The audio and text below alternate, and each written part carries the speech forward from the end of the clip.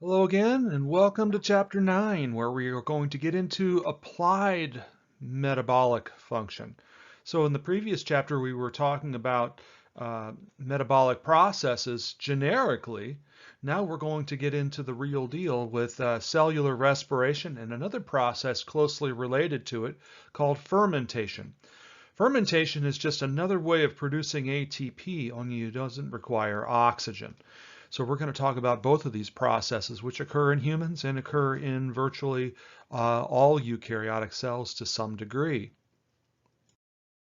Getting back a little bit to that bioenergetics that we talked about in the very beginning of last chapter, the vast majority of energy coming into our ecosystem on this planet is as sunlight, kinetic energy, and it leaves as heat, either in the form of infrared or molecular motion.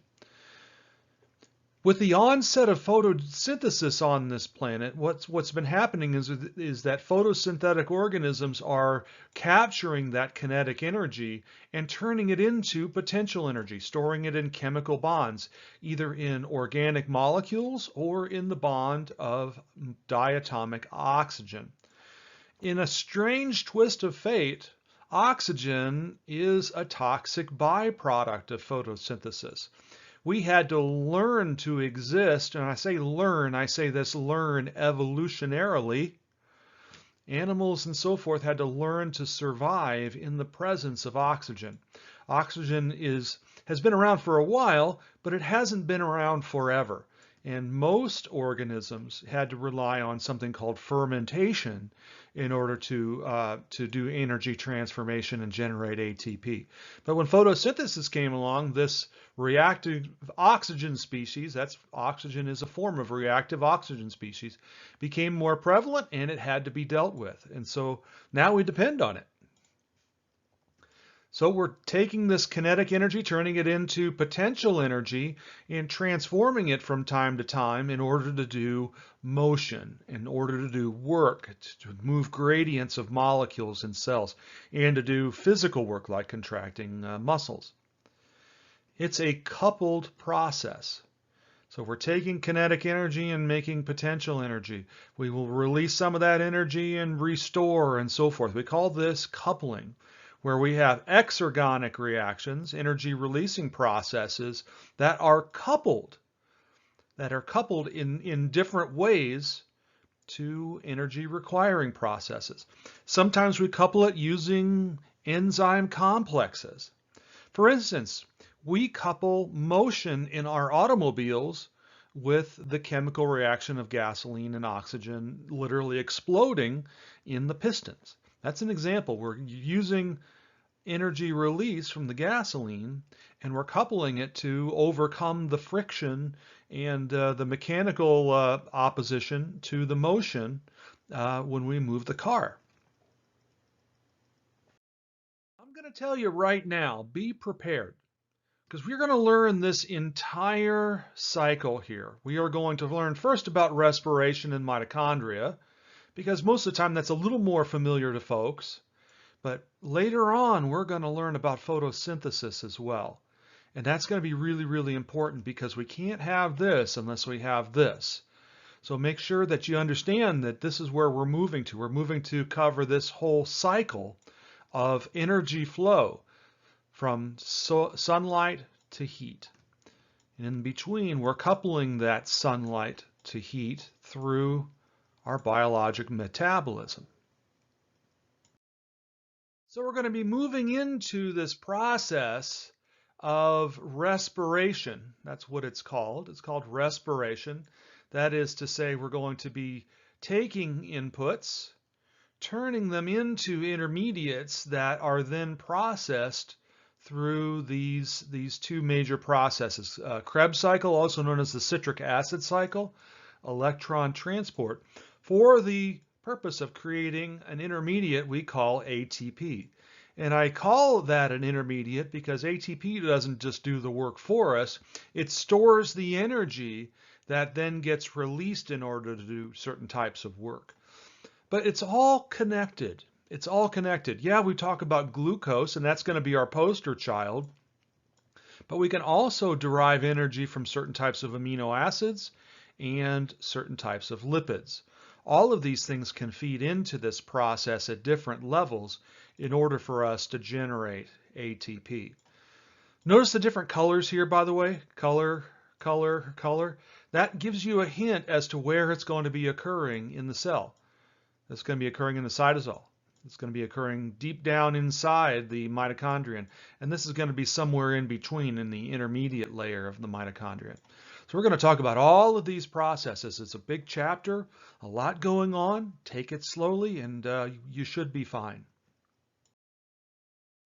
First things first when it comes to some generalities. What we're doing here is actually a coupled process. The production of ATP is actually an endergonic process. We have an adenosine ribonucleotide. It's a ribose. It's an RNA molecule. It's an RNA nucleotide. And putting phosphates on it requires energy. So that's endergonic, the production of ATP. And we're coupling it with catabolic pathways.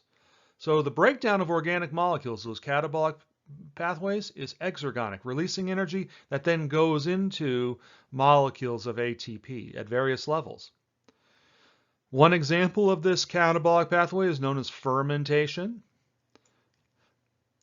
Another example is aerobic respiration. Fermentation doesn't require oxygen. Aerobic respiration does. Aerobic respiration is more efficient than fermentation in terms of the amount of ATP it can create, but fermentation is much quicker. It's much quicker. Forms of fermentation exist in the human body. We refer to that as anaerobic respiration. It's fermentation. It's very, very similar. Okay, it's super similar. And the initial steps of aerobic respiration are very similar to anaerobic because we're not burning oxygen in those processes. But what happens is we use a different compound to oxidize to create ATP. That different compound is known as a final electron acceptor. In the case of aerobic respiration, oxygen is the final electron acceptor, and we're making water. We're turning that into H2O. In fermentation, anaerobic respiration, we're making other things like lactic acid or ethanol in some cases. So the term cellular respiration is just including both the aerobic and anaerobic processes. It's the general term, whereas if we say aerobic respiration, we're referring specifically to the oxygen-consuming process. But cellular can include anaerobic, so it's the combination of both aerobic and anaerobic. And they are dovetailed. If you take your fingers and interlace them, aerobic and anaerobic are like that, have that kind of a relationship. In fact, early parts of aerobic are equal to anaerobic. We're going to use glucose as our model system. And later on, we'll show you where fats and proteins input into this system. But we're going to use glucose. You can actually use other sugars. Other sugars are possible with this. But glucose is our poster child. It's the one that's predominant in our bodies. And it's the one that we will use as a model system for the rest of the story, shall we say. And, you have this lovely formula here. We've known this for a while. We're going to, it's good to have an awareness of this, but I'm not really going to test you all that much on this specific thing. But we're oxidizing glucose. Now, glucose is perfectly capable of oxidizing on its own. You can set it on fire. Problem is, the fire is too hot for biologic membranes and proteins. There's too much energy released too fast if we ignite glucose. So we're going to do the same thing, only we're going to use enzymes and we're going to use compartmentation and membranes to slow that overall rate of reaction down compared to what it otherwise would, but at the same time harvest that energy and convert it into ATP. Now this slide begins to make me a little bit nervous because I know students have a little trouble with this sometimes. And the key is to keep playing with it, keep working with it, keep working with it. Most chemical reactions that we look at, whether they're organic or inorganic, are oxidation or reduction reactions. You have some sort of electron transfer. That's a sort of truism, if you will. What happens though is in biology, we often have intermediates that are shuttling electrons almost like a moving sidewalk. And believe it or not, it's actually easier to think about it in these terms. So this is a form of metabolic shorthand, if you will. Rather than talking about electrons and flow and that sort of a thing, we use this as an abbreviation. That is to say, when we're transferring electrons, like in all types of chemical reactions, one molecule is going to lose the electrons. Okay, A is going to lose, it starts off with some electrons and it's going to lose it. Meanwhile, another molecule is going to gain those electrons. When we lose electrons, that means we are being oxidized. When we are gaining electrons, it means we are being reduced. The thing about reduced, it's a terrible, terrible word, I think, because it can be confused with other reducing properties. Like, for instance, if you're making a sauce, you can reduce it by boiling off the water. Okay, there's lots of other connotations for reduction. The easiest way to remember reduction here is that you're gaining negative electrons. And when you're gaining negatives, the charge is getting lower. The charge is being reduced. Okay, it's going to a lower value. That's why I call it reduction, okay? It's gaining electrons. Losing electrons is oxidation. Gaining electrons is reduction. But we're going to use a series of these steps. And that's where the energy containment is occurring. Because we're doing small steps. We're harvesting small amounts of energy on the in-between from glucose to ATP. That's where these things become really important, and so the shorthand helps us a little bit there. All reactions, especially reactions where these things are not changing all that much except for the amount of electrons they have, we call these things redox reactions. And these electron donors and acceptors are often somewhat catalytic in nature. Not always. Our final electron acceptor is going to be converted to water, and our initial electron donor is going to be glucose.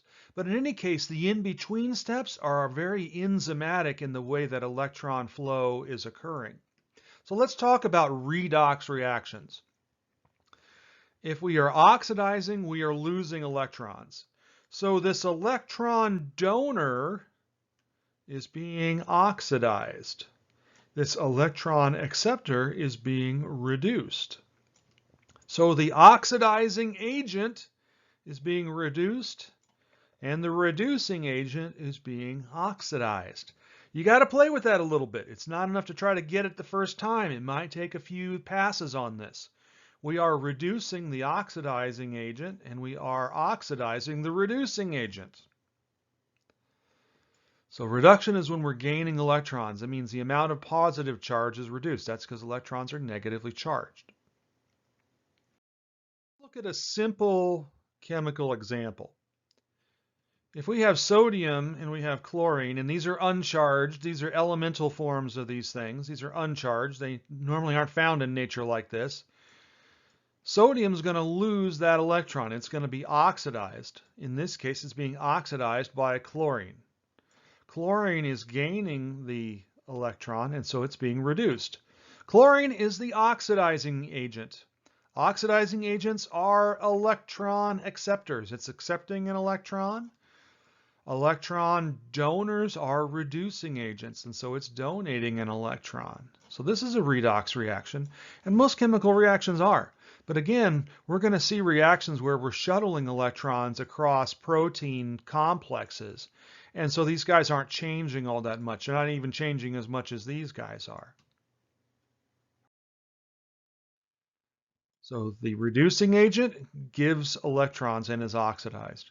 The oxidizing agent gains electrons and is reduced. The phrase, Leo is a German. If you're losing electrons, you are oxidizing. If you are gaining electrons, you are reducing.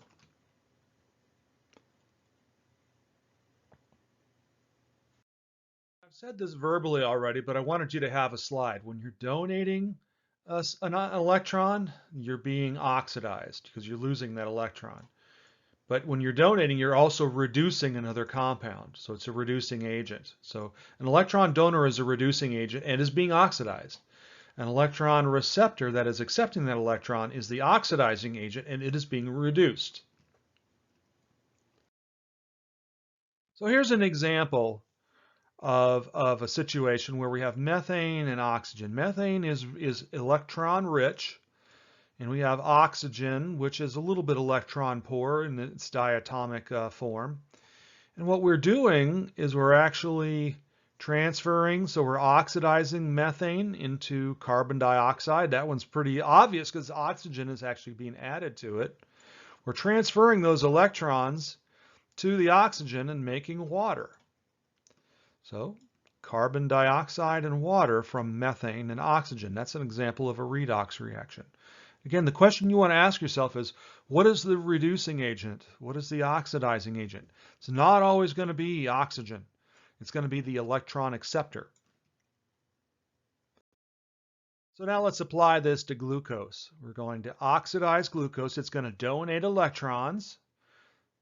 Okay, when it's oxidized, we're going to create carbon dioxide. We're going to reduce elemental oxygen, diatomic elemental oxygen, and we're going to create water. Let you in on a little secret. Hydrogens like to follow those electrons. Notice we don't have any hydrogens here, and now we have hydrogens here. Part of the reason for that is those electrons have shifted. And so now we have hydrogens following those electrons. In the process, because this is a lower energy state, we're going to release energy. It's fundamentally exergonic, and we're going to harvest some of that energy and store it in other molecules. Now let's talk a little bit about this intermediate. This is going to become really, really important, and you're going to get to know electron carriers very, very well. So we're doing this in a series of steps. Why? We want to do this in small energy steps, not one big energy release. It's too powerful, it's too exergonic, so we're going to do it in a small series of steps, and we're going to use intermediates that carry electrons, including this thing called NAD. NAD is a coenzyme, nicotine adenine dinucleotide. Okay, it is actually a modified nucleotide. It's A. There's something funny about A. The A nitrogenous base has a resonance form, and I don't want to get too crazy with this. You want to understand resonance, think about a tuning fork.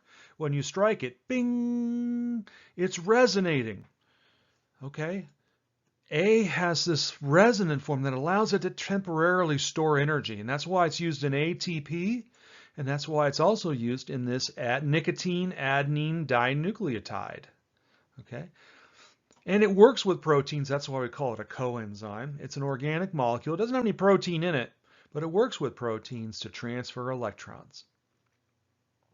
So it's positive, and it's going to accept electrons, and then it's going to work as a donor downstream. We can accept small amounts of energy, and the electrons are holding that energy. The electron's there, and then it turns out it becomes a reducing agent later on. It's an oxidizing agent early on, and then it becomes a reducing agent later. So in its form here, this NAD+, we are an oxidizing agent. But when we add a couple of electrons, one electron neutralizes that and becomes a neutral, and then we add one more electron and it becomes negative, and then that H follows it. So now we have two electrons stored in this NADH. This is the reduced form, and it's going to be an electron donor that we hand off to synthesize ATP. Might not have ever studied it at this level of detail. Some students have, but most students haven't. So we're going to get to know this molecule because it's a very, very important molecule that links the breakdown of glucose to the production of ATP. It helps couple the exergonic reaction with the endergonic reaction. And this is more complicated than you're going to need, but I also wanted to show you why we would call it NAD. There's the A. There are two ribose sugars. That's why it's a dinucleotide. Two phosphates. So we have one nucleotide here and sort of another nucleotide here. Though this is a little bit different than the normal nucleic acid base, nevertheless, it is two nucleotides fused together. This is where we're going to accept those electrons. So when we get those electrons, we become NADH, and it's not showing you the rest of the molecule here. The key is, you'll see that there's one hydrogen here, and we're going to add another. And in order to add that other one, we're going to need a couple of electrons. Okay, we're going to need a couple of electrons because this one's positive, and you see now it's not, it's neutral.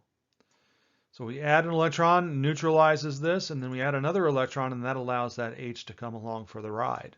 So we go from NAD plus to NADH. And as I said earlier, NADH acts as an oxidizing agent early in the situation, and then it hands off those electrons. It becomes a reducing agent to something called the electron transport chain, which is a bunch of enzymes that are going to do a specific function. But it's very, very controlled. It's not uncontrolled. If it's uncontrolled, we would see flames. We would melt our cells. So we're going to use small steps rather than one explosive reaction.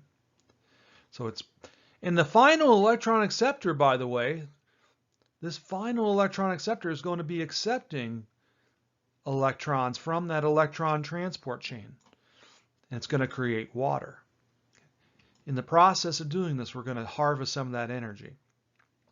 So we're going to use small steps to get to this lowest energy state, and in between we're going to harvest that energy, as opposed to an uncontrolled reaction where you're doing one big fell step.